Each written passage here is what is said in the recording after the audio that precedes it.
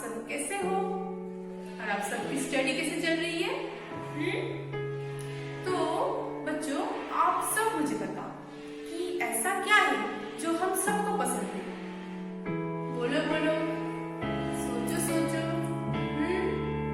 Okay, मैं बताती हूँ। वो है फ्लावर, जो हम सबको पसंद है। तो बच्चों, आज हम लोग फ्लावर से ये हिंदी कविता सीखेंगे जिसका नाम है फूल हमेशा मुस्काता। क्या नाम है? फूल हमेशा मुस्काता। So let's start. चाहे बहे हवा मतवाली, फूल हमेशा मुस्काता। चाहे बहे हवा रुपाली, फूल हमेशा मुस्काता। पत्तों की गोदी में खिलकर फूल हमेशा मुस्काता। कांटों की नोकों को सहकर फूल हमेशा मुस्काता। ऊपर खिले डाली में खिलकर फूल हमेशा मुस्काता।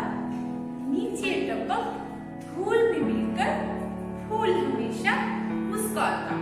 रोना नहीं फूलों को आता, फूल हमेशा मुस्काता। इसीलिए वो सबको भाता, फूल हमेशा मुस्काता।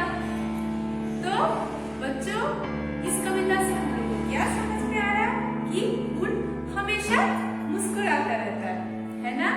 तो हम सभी को भी जीवन में हमेशा क्या करना चाहिए? मुस्कुराते रहना चाहिए।